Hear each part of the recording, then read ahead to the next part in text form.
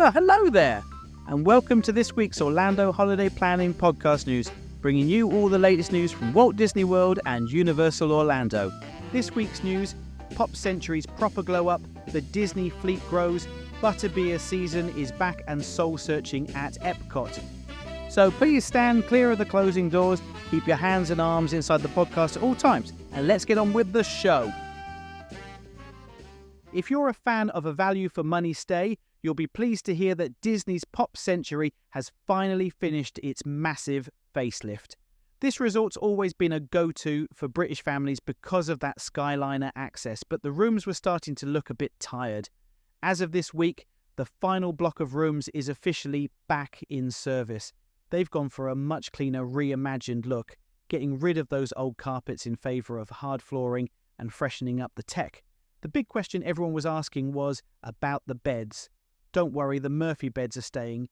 That table-by-day, bed-by-night setup is a lifesaver for space, and they've kept it. If you've got a trip booked for later this year, you're looking at a much more modern experience for your money. It's still Pop Century at its heart, but it finally feels like it belongs in 2026. While things are busy on land, Disney Cruise Line has just dropped some massive news for the high seas. They've officially introduced the 9th ship in the family, the Disney Believe. This is the latest addition to a fleet that seems to be expanding at a rate of knots lately.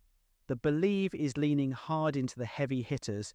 We're talking entire decks dedicated to Marvel and Star Wars experiences that go way beyond a simple meet and greet. Word is, they've built a brand new hyperspace lounge variant that's twice the size of the one on the Wish, plus a Marvel dining experience that actually changes based on the mission you're on. If you've been thinking about adding a cruise onto your Orlando holiday, this ship is likely going to be the one to beat for the sheer wow factor. Look, the reality of a 2026 holiday is that the parks are getting more complex by the day. Between new ships, renovated resorts, and the constant hum of construction, you shouldn't have to spend your entire holiday staring at a screen trying to piece it all together. That's where Orlando Insider comes in. If you want a proper holiday that's actually sorted, head to orlandoinsider.co.uk. When you plan your trip with us, you get a personal Orlando guru to handle the heavy lifting. You'll know exactly where to go, have a sorted itinerary, and get access to our Park Planner app to help you dodge the queues in real time. Stop overpaying for a holiday that doesn't work and get stuck into the fun stuff instead. Go to orlandoinsider.co.uk and let's get it handled properly. Back over at Universal, your sweet tooth is about to take a beating. Butterbeer season has officially returned to the Wizarding World. This is the annual celebration where they go absolutely overboard with the fan favourite brew, and for 2026, they've added a few more treats to the list. You've still got the classics, cold, frozen and hot, but they've also rolled out some new confections. We're seeing butterbeer flavoured fudge and even a new clotted cream style ice cream that's exclusive to this window. A souvenir cup will set you back about $18, but the specialty snacks are usually around the $6 to $10 mark. If you're a Potter fan, this really is the best time to visit, as the atmosphere in Hogsmeade and Diagon Alley gets a proper lift when everyone's walking around with a moustache made of foam.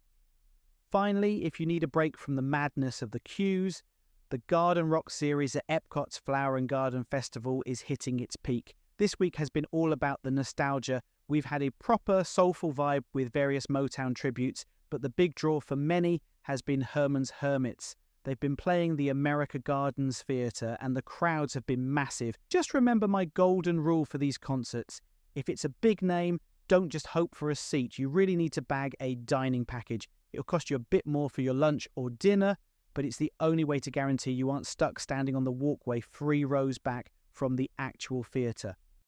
Well, that's all for this week. Thanks as always for listening. My name's Martin. I'm a former Disney cast member and now a full-time Disney travel planner. It's my job to make sure that you have an awesome Orlando adventure. Get in touch using the links in the show notes or visit orlandoinsider.co.uk.